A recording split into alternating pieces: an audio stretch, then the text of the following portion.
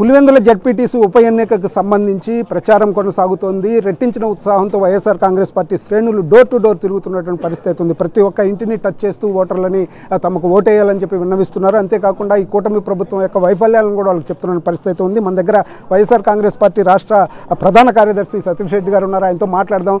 చెప్పండి సార్, ఏం చెప్తున్నారు ప్రజలకు మీరు? అసలు తెలుగుదేశం పార్టీ పోటీ పెట్టి ఏ విధంగా గెలవాలనేటటువంటి అసలు ఇప్పటికే వాళ్ళు మాట్లాడుతున్న మాటలు కూడా మీరు వింటున్నారు. ప్రధానంగా పులివెందుల గడ్డ అంటే అది వైఎస్ వారి అడ్డ. గడిచిన ఎన్నో సంవత్సరాల నుంచి ఈ ప్రాంతంలో ఉన్నటువంటి పేరున ప్రతి ఒక్కరికి దగ్గరగా ఉన్నటువంటి కుటుంబం.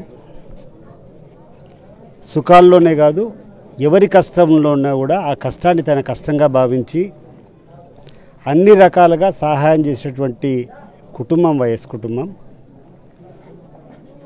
ప్రత్యక్షంగా రాజశేఖర రెడ్డి గారు ఉన్నప్పుడైతేనేమి, రాజశేఖర రెడ్డి గారి తదనంతరం జగన్ గారు ఉన్నప్పుడు, ఆ తర్వాత మన అవినాష్ రెడ్డి గారు, ప్రజలకు వీళ్ళతో ఉన్నటువంటి సత్సంబంధాలు ఎవరు కూడా ఎంత చెరిపినా కూడా చెరిపేదానికి అవకాశం ఉండదు. నేను కూడా గతంలో 5 పర్యాలు పోటీ చేశాను. నేను పోటీ చేసిన ప్రతి సంవత్సరం కూడా నేను ఎంత కష్టపడి పనిచేస్తున్నా కూడా కానీ ఎలక్షన్ రిజల్ట్ చూస్తే దానికంటే ఎక్కువ వస్తూ ఉన్నది. రాను రాను వైఎస్ఆర్ కుటుంబం చేసినటువంటి అభివృద్ధి పథకాలు కానీ, వాళ్ళకు పెరిగినటువంటి స్టేచర్ కానీ, వాళ్ళకు పెరిగినటువంటి కెపాసిటీ కానీ ఈ నియోజకవర్గ ప్రజలకు ఒక పెద్ద వరంగా మారిపోయింది. అన్ని రకాలుగా ఏ కార్యక్రమం ఎత్తుకున్నా కూడా పులివెందుల అన్ని నియోజకవర్గాల కంటే అగ్రగామిగా తీర్చిదిద్దేదానికి వాళ్ళకు ఉన్నటువంటి స్టేచర్, ఏదైతే ముఖ్యమంత్రి ఉన్నటువంటి స్టేచరు, దానికి తగినట్టు వాళ్ళకు ఓట్లు వేసేటటువంటి ప్రజలు ఏ రోజు కూడా విస్మరించకుండా నిరంతరం అందుబాటులో ఉండి అన్ని కష్టాల్లో అన్ని కార్యక్రమాలు దగ్గరుండి చేసేటువంటి విధానం ఉంది. దీనివల్ల ఎప్పటికప్పుడు వైఎస్ కుటుంబం మీద ప్రజలకు విపరీతమైనటువంటి అభిమానం పెరుగుతూ ఉంది. ఈరోజు మీరు గమనించినట్టయితే ఈ యొక్క జెడ్పీటీసీ స్థానం వాస్తవంగా ఖాళీగా ఉన్నటువంటి జెడ్పీటీసీ స్థానాలు, ఎంపీటీసీ స్థానాలు ఈ రాష్ట్రంలో అనేకం ఉన్నాయి. కొన్ని వందల్లో ఉన్నాయి, నాకు తెలిసి కొన్ని వందల్లో ఉన్నాయి. ఇటీవల జగన్మోహన్ రెడ్డి గారు నెల్లూరు రాకముందు ఆ నియోజకవర్గంలో ఉన్నటువంటి లీడర్లందరూ వచ్చి, ఎందుకన్నా మీ పులివెందుల్లోని ఇక్కడే మీ కడప జిల్లాలో 2 జెడ్పీటీసీలు పిలిచారు, మా డిస్టిక్లో కూడా చాలా జెడ్పీటీసీలు ఎంపీటీసీలు ఉన్నాయి, ఎందుకు అవన్నీ పిలవలేదు అని అడిగారు. నిజంగా సమాధానం లేదు. ఈరోజు నాకు కూడా అర్థం కావడంలే. ఈరోజు సడన్గా ఈ కడప జిల్లాలో, పూర్వపు కడప జిల్లాలో ఉన్నటువంటి 2 జెడ్పీటీసీలు మాత్రం ఎన్నికలు పిలవడంలో ఉన్నటువంటి మతలబు నిజంగా నాకు అర్థం కావడంలే. ఎప్పుడు కూడా స్టేట్ ఎలక్షన్ కమిషన్ కానీ, సెంట్రల్ ఎలక్షన్ కమిషన్ కానీ ఒక కట్ ఆఫ్ డేట్ పెట్టుకుంటే ఆ రోజుకి ఖాళీ అయినటువంటి అన్ని దాంట్లకు నోటిఫికేషన్ ఇస్తారు, అన్ని దాంట్లకు ఎలక్షన్ జరుపుతారు. మరి ఈరోజు ఈ state election commission should come forward with their convincing answer. ఎందుకు ఈ యొక్క 2 జెడ్పీటీసీలు మాత్రమే ఎన్నికలకు పెట్టారు? ఈ యొక్క జెడ్పీటీసీ ఎన్నిక ఈరోజు అవసరమా? దాదాపు ఈరోజు మహేశ్వర్ రెడ్డి చనిపోయి 2 ఏళ్ళు అవుతా ఉంది, 2 ఏళ్ళ నుంచి ఖాళీ ఉంది. ఇంకా ఈ టర్మ్ ఎంత ఉంది? ఇంకా అంతా కలిస్తే కూడా 9 నెలలో 10 నెలలో ఉందనుకుంటా నాకు తెలిసి. ఈ 10 నెలల కోసము ఈ ఎన్నికలు పిలవడం, అది కూడా ఓన్లీ పులివెందుల నియోజకవర్గంలో ఉన్నటువంటి 1, పూర్వ కడప జిల్లాలో ఉన్నటువంటి 2 పిలిచడంలో ఏదో వేరే మతలబు ఏదో ఉన్నట్టు నాకు అనిపిస్తూ ఉంది. ఎన్ని రకాల దుర్వినియోగాలు చేసినా, ఎన్ని రకాలుగా మ్యానిపులేట్ చేయాలని చూసినా నాకు తెలిసి ప్రజల్లో ఒక స్పష్టత ఉంది. వైఎస్ కుటుంబాన్ని దూరం చేసుకునేటువంటి పరిస్థితుల్లో కానీ, వైఎస్ కుటుంబానికి అపకీర్తి తెచ్చేటువంటి పరిస్థితుల్లో ఇక్కడటువంటి ప్రజలు లేరు నాకు అనిపిస్తున్నటువంటిది. ఎక్కడ చూసినా కూడా వాళ్ళు అట్లా అంటలేదు కదా. చెప్తాను. ఈరోజు ఈ పులివెందుల జెడ్పీటీసీ అనేది చాలా చిన్న జెడ్పీటీసీ. ఒరిజినల్గా ఇది పెద్ద మండలం. పులివెందుల మండలం అంటే పులివెందుల కూడా గ్రామ పంచాయతీ ఉంది. పులివెందుల గ్రామ పంచాయతీలతో పాటు దాదాపు 56,000 60,000 ఓట్లు ఉన్నటువంటి పంచాయతీ. దీని మీద మున్సిపాలిటీ విభజన జరిగిన తర్వాత, మున్సిపాలిటీగా పులివెందులను చేసిన తర్వాత, పులివెందుల మున్సిపాలిటీకి దాదాపు 50,000 ఓట్ల పైన వెళ్ళిపోతే ఇంకా దాదాపు ఓన్లీ 10,000 ఓట్లు మిగిలినాయి.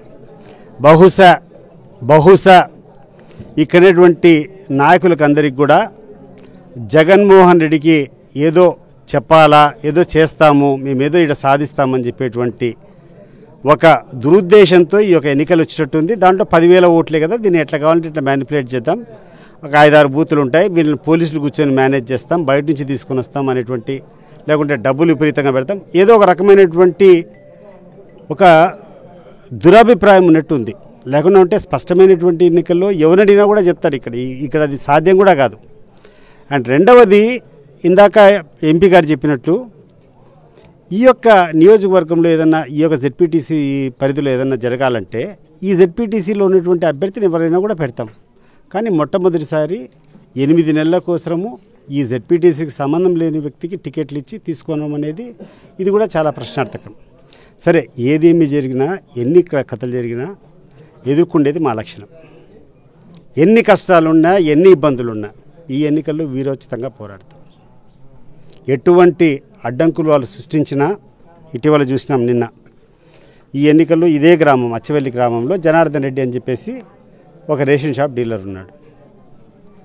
నువ్వు ఎలక్షన్లో చేస్తావా చేయవా అంటే, నేను ఎట్లా చేస్తాను, వైఎస్ కుటుంబానికి కాకుండా నేను ఎట్లా చేస్తానంటే, మరుసటి రోజు కూర్చొని ఆయన మీద రైడ్ చేసి ఈరోజు ఈ అచ్చవెల్లి డీలర్ని సస్పెండ్ చేయడం జరిగింది. ఇక్కడ అనేక రకాల చిన్న చిన్న ప్రైవేట్ ఉద్యోగాలు చేయడము, లేకుంటే దాన్ని ఏమంటారు, టెంపరీ ఉద్యోగాలు చేయడము, కాంట్రాక్ట్ బేసిస్ కింద ఉద్యోగాలు చేసేవాళ్ళు, వాళ్ళందరికీ పంపించి మీరు వేయకుండా ఉంటే, మాతో తిరగకుండా ఉంటే మీ ఉద్యోగాలు బిగిస్తామనేటువంటి పరిస్థితులు లేదు. పెద్ద ఎత్తున డబ్బులు ఆశ చేపించేటువంటి పరిస్థితులు ఇవన్నీ కనిపిస్తూ ఉన్నాయి ఇప్పుడు ఇక్కడ. కానీ అంతిమంగా నా అబ్జర్వేషన్ ఒకటి, నేను 5 పర్యాయాలు రాజశేఖర రెడ్డి గారి కుటుంబంలో పోటీ చేసినటువంటి అనుభవంతో నేను చెప్తున్నా, ఇక్కడటువంటి ప్రజలకు రాజశేఖర రెడ్డి గారి కుటుంబానికి, వైఎస్ కుటుంబానికి ఉన్నటువంటి అనుబంధాన్ని ఎవ్వరూ కూడా చెరపలేరు. బహుశా కొంతమంది భ్రమపడతా ఉండొచ్చు. ఇటీవల నీటి సంఘాల ఎన్నికల్లో ఎవడు ప్రిపేర్గా లేనప్పుడు కూర్చొని, ఎవరిని నామినేషన్ల దగ్గరికి రాకుండా కూర్చొని పోలీసులంతా అడ్డబెట్టి చేసుకున్నట్లు ప్రయత్నాలు జరుగుతున్నాయేమో. నేను ఇక్కడటువంటి పోలీస్ వాళ్ళకి అందరికీ కూడా సహృదయంగా చెప్తున్నా, ఎన్నికలు సజావుగా నిర్వహించేటువంటి బాధ్యత మీది. ఏమాత్రం మీ యొక్క డ్యూటీని మీరు శ్రద్ధగా చేయకుండా ఈ ప్రాంతంలో అశాంతికి, అభద్రతకి ఎవరిని గురి చేసినా కూడా రెస్పాన్సిబిలిటీ మీది. దయచేసి నేను చెప్తున్నాను, మంచి పద్ధతిని అనుసరించండి ఎటువంటి పరిస్థితుల్లో కూడా. ఎందుకంటే నేను 2019లో నేనే కంటెస్ట్ చేశాను, నిన్న 2024లో కూడా చూసినాం. ఎక్కడైనా ఒక చిన్న సంఘటన జరిగిందా, ఎక్కడైనా ఒక బూత్ క్యాప్చరింగ్ కంప్లైంట్ వచ్చిందా? నేను 2019 నేను కంటెస్ట్ చేసేటప్పుడు నేను చెప్పిన, ఈరోజు 2024లో కూడా నేను దగ్గర ఉండి చూసిన, ఎక్కడే కానీ ఒక్క పోలింగ్ స్టేషన్లో కూడా ఒకరి ఓటు ఒకరు వేసుకున్నారనేటువంటి పరిస్థితి కూడా ఇడలేదు. అంత స్వచ్ఛంగా, అంత స్వచ్ఛందంగా ఓటింగ్ జరుగుతూ ఉంది. ఆ ఓటింగ్లో జనాలు తీసుకొని స్వచ్ఛందంగా జగన్మోహన్ రెడ్డి గారికి ఆయన బలపరుస్తున్నటువంటి అభ్యర్థులకు వేస్తున్నారు. ఇంకొకటి, ఈ ప్రాంతానికి తెలుగుదేశం పార్టీ వాళ్ళు వచ్చి ఓట్లు అడగడంలో, తెలుగుదేశం పార్టీ అధికారంలోకి వచ్చి దాదాపు 14 నెలలు అయిపోయింది. 14 నెలలు 15 నెలలు అయిపోయింది చంద్రబాబు నాయుడు గారు ముఖ్యమంత్రిగా ప్రమాణ స్వీకారం చేసి. ఈ 15 నెలల కాలంలో మీరు ఈ నియోజకవర్గానికి చేసింది ఏంది అని నేను అడుగుతున్నా. పులివెందులలో మెడికల్ కాలేజ్ ఉంది. మెడికల్ కాలేజ్ జగన్మోహన్ రెడ్డి గారు కష్టపడి తీసుకొని వచ్చినారు. కొన్ని 100 కోట్లు కష్టపెట్టి అద్భుతమైనటువంటి బిల్డింగ్ మీరు చూస్తే కనపడుతుంది. కొన్ని 100,000 మందికి ఉపాధి కల్పిస్తుంది. అది కాకుండా కొన్ని లక్షల మందికి వైద్యం చేసే దానికి అవకాశం ఉంటుంది.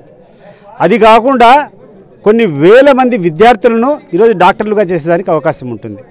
మరి అటువంటి కాలేజ్ జగన్మోహన్ రెడ్డి గారు కష్టపడి కాలేజీ కట్టి సీట్లు శాంక్షన్ చేస్తే, ఈ సీట్లు కూడా మాకు వద్దు అని చెప్పినటువంటి ఈ తెలుగుదేశం పార్టీ పెద్దలకు పులివెందుల నియోజకవర్గంకి వచ్చి ఓటు అడిగేదానికి అర్హత ఉందా అని చెప్పి నేను అడుగుతున్నా. నంబర్ 1. నంబర్ 2, ఈ ఒక 14-15 నెలల్లో స్థానికంగా ఉన్నటువంటి లీడర్లు, స్థానికంగా ఉన్నటువంటి సమస్యలు, మా వేంపల్లిలో ఈరోజు అప్పుడు ఆపినటువంటి పనులు ఈ రోజు వరకు ఒక తట్టడి మట్టి కూడా తీల. గండి టెంపుల్ అట్లే ఉంది. వేంపల్లో రోడ్లు చూడిపోండి ఎట్లున్నాయో, ఉన్నింటే ఎప్పుడో అయిపోయింది. ఆ తర్వాత అన్నిటికంటే ముఖ్యము ఈ HNSS to GNSS to HNSS link. ₹1 పని జరిగిందా? ఒక్క రూపాయి అన్న పని జరిగిందా? ఈ పనులు జరగకపోవడానికి ఈ ప్రభుత్వం వచ్చినప్పటి నుంచి ఆపేశారు. ఆపేసిన తర్వాత ఈ పనులన్నీ చేయాలా, ఈ పనులు చేయకుండా ఉంటే మా నియోజకవర్గం అన్యాయం అయిపోతుంది అని చెప్పి స్థానిక నాయకులు మాట్లాడాలనా? ఈ స్థానిక నాయకుల యొక్క బాధ్యత ఏంది?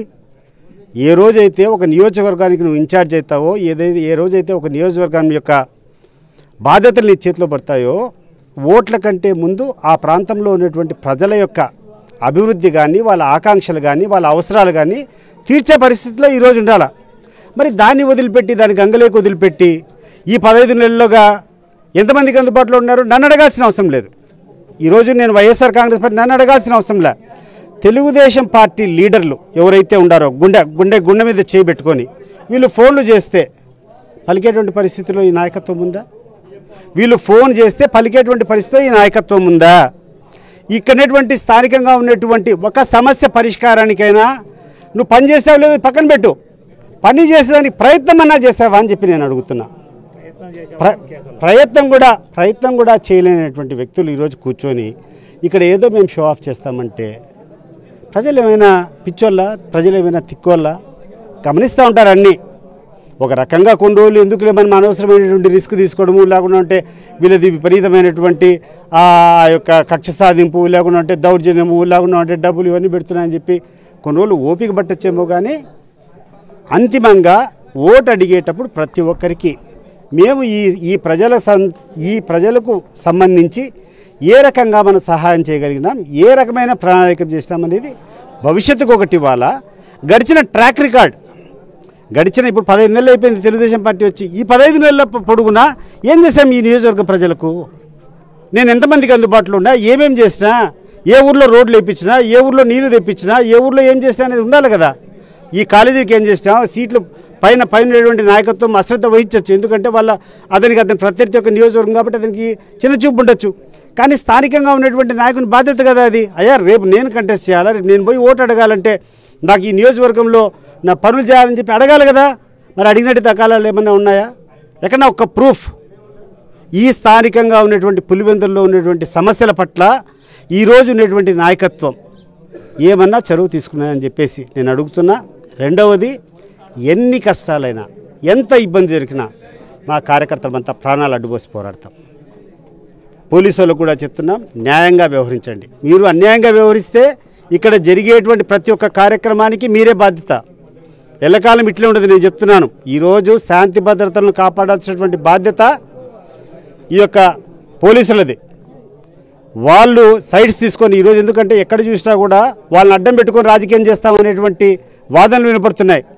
దయచేసి నేను చెప్తున్నాను, ఎస్పీ గారు, డిఐజీ గారు, డిఎస్పీ గారు, ఇన్స్పెక్టర్ గారు, ఎస్ఐ గారు, కానిస్టేబుల్లో మీరందరూ కూడా ప్రజాస్వామ్యాన్ని నిలబెట్టండి, ప్రజాస్వామ్య గౌరవాన్ని నిలబెట్టండి, ప్రజలకు ఉన్నటువంటి స్వేచ్ఛను మీరు చేయండి. ఎవడైనా గెలవని, వాళ్ళకు మాకు లెవెల్ ప్లేయింగ్ ఫీల్డ్ చేయండి. ఎవడు గెలిస్తే వాళ్ళని ఒప్పుకుంటాం.